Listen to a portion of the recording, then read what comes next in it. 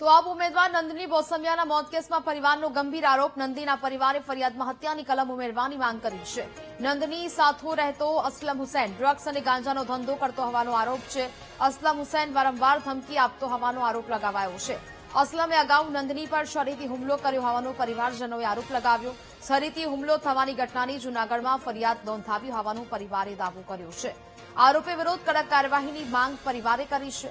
નંદની બોસમિયાએ આપમાંથી જેતપુર નવાગઢ નગરપાલિકાની ચૂંટણી લડી હતી. 22 જૂને ગોંડલ ચોકડી પાસેથી નંદનીનો મૃતદેહ મળી આવ્યો હતો. ફ્લેટમાંથી ગળે ફાંસો ખાધેલી હાલતમાં નંદનીનો મૃતદેહ મળી આવ્યો હતો.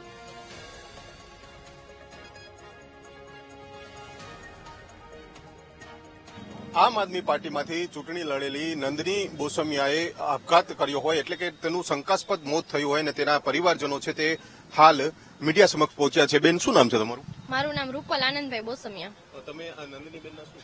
નંદનીના હું સિસ્ટર છું, નાની બેન છું. બેન, ખાસ શું આખો આ બનાવ શું બન્યો હતો? બનાવમાં તો અમને જયારે જાણ થઈ કે નંદનીએ આવી રીતના સુસાઇડ કરેલો એટલે અમે ઘટના સ્થળે પહોંચ્યા. ત્યાં જોયું તો બાલ્કનીનો ડોર પણ ઓપન હતો અને એવું લાગતું હતું કે આને મારી નાખેલી હોય એવું જ લાગતું હતું. અને હજી અમને એવું જ છે કે ભાઈ આને મારી નાખી, કેમ કે વારંવાર અસલમ એવી ધમકી જ દેતો. અસલમ એની ઘરવાળી ને એની સાસુ એવી ધમકી જ દેતા કે ભાઈ અમે તને મારી નાખશું. અને વારંવાર નંદની અમને ફોનમાં કહેતી કે ભાઈ આ મને મારી નાખશે. ત્યારે અમે એને કીધું કે તું આવી જા અથવા અમે તને તેડી જાય. તો કે ના ના, એ રીતના નહીં, કે તો આ મને ઘરે નહીં પહોંચવા દે, મને મારી નાખશે કે. તમને પણ ક્યાંક આ અસલમ દ્વારા ધમકીઓ આપવામાં આવતી હતી, પરિવારજનો દ્વારા ધમકીઓ? કારણ કે આખો બનાવ બન્યો ત્યાર પછી શું ઘટના બની?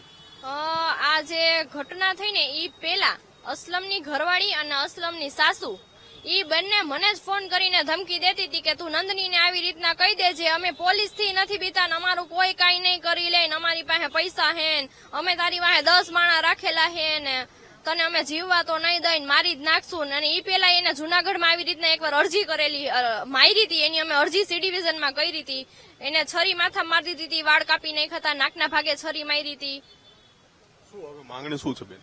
અમારી માંગણી એટલી છે કે આને કડકમાં કડક સજા થાય ને ફાંસીની જ સજા થાય, કે જે બીજા કોઈ આવી રીતના કોઈ હિન્દુની દીકરીને હેરાન ન કરે અને આવી રીતના મારી જ નાખી, મારી ન નાખે એમ. ચોક્કસથી નંદનીના પિતા આપણી સાથે છે.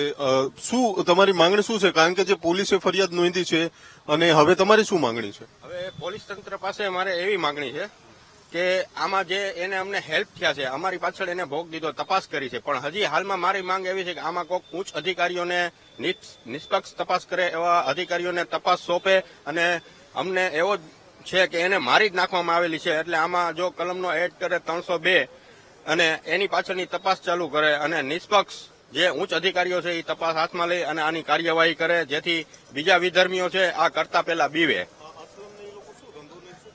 અસલમને એ લોકો બધા બુટલેગરો છે. અસલમ પોતે ગાંજો હથિયારના કેસમાં પકડાયેલો છે, ઓનલાઈન ગેમિંગનું કરે છે, અવારનવાર એ બધી રીતની ઇંગ્લિશના ધંધા કરે છે. હાલ એનો ધરાનગરમાં દેશી દારૂનો સેટિંગથી ધંધો પણ ચાલુ છે. હા, અમને એવું છે કે આ એના જે સસરાની છે એ લોકો પણ બહુ પહોંચવાળા છે, પૈસાવાળા છે, જે મેંદેડા રહે છે. અને એને મને એવું કીધેલું હતું કે જૂનાગઢ જિલ્લાની તમામ પોલીસ મારા અંડરમાં છે.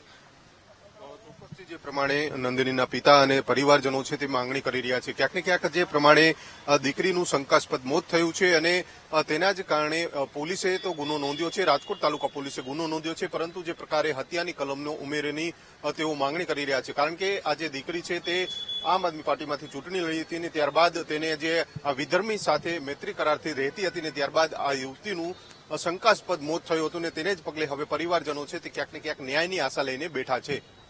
કેમેરામેન નિશિત ગડિયા સાથે ભાવેશ સુંદરબા, વીટીવી ન્યૂઝ, રાજકોટ.